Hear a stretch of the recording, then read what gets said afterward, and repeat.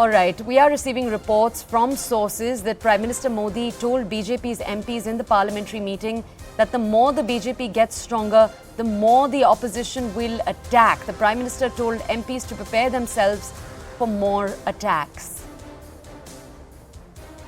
My colleague, our political editor, Maria Shakil, with us for more context on what this effectively means. Maria, what does this tell our audiences about what the BJP's strategy is going to be for the remaining days of the sessions? Yes, so the sense within the government is that they will be going ahead with the remaining part of this budget session, which is a truncated budget session, and that there is no question of calling it sine die, because the BJP wants to send this message that they tried their best to run the parliament. It was the opposition which derailed the parliament and the issues that are important for the people. Having said that, today was an important BJP parliamentary party meeting, which is almost like a tradition which happens, during the parliament session, where the Prime Minister, top ministers, BJP president, all of them are in attendance. What we are being told by sources in the BJP is that the Prime Minister's big message was that the more the party gets stronger, the more there will be attacks against it. So be prepared for campaigns, a smear campaign against the BJP as it becomes a strong force and perhaps a big dominant force in Indian politics. That will be the way going ahead, and there will be more attacks coming from the opposition. So the BJP will have to counter it, is the message that has come from the Prime Minister, and the countering would be through the policies and effective governance at the center, and how there has been a complete trickle down of the policies and of the benefits of the state, which has come in from the center, be it various yojanas and the benefit programs of the Modi government. So the message that is coming from the Prime Minister is that the BJP should be prepared for more attacks that will come in from the opposition, but these attacks should not deter them from the path that they are on, which is of pro-people governance.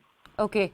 All right. I just want to understand from you, Maria, if you could also tell us, keeping in mind that the opposition strategy is going to be to try to continue to prevent the BJP from raising significant issues that they believe are on the agenda. We've already seen the BJP get the budget passed. What remains on the BJP's agenda in terms of work that needs to be done? Well, as far as any, important legislation is concerned, there may not be much, but the larger sense coming from the party and the government is that they are preparing themselves for a long haul where there would be no functioning of parliament. But at the same time, they would like to send the message that they have agenda which is there. They would want certain papers to be presented which are pro-people, which will talk about various governance models. But the opposition is anti-government, anti-Mr. Modi, and hence they are going ahead with the constant attack against the Prime Minister and the attack against the country, particularly in a year which is as crucial as G20 year. So I think the message that is coming in from the government is that the BJP is now preparing itself in what clearly is an election year. There are 7 states that go to polls later this year, which includes a number of states where there will be a direct contest between the BJP and the Congress, and thereafter the big general elections in 2024. So the big message that is coming from the Prime Minister again is that it is a long haul. As far as any cooperation between the treasury benches and opposition is concerned, that may be completely missing from Parliament, but that has also mostly been the almost like what we have seen in multiple, sessions of Parliament or multiple Lok Sabhas. Whenever there is an election which is going to take place, there is almost like a complete breakdown of communication between the treasury benches and opposition.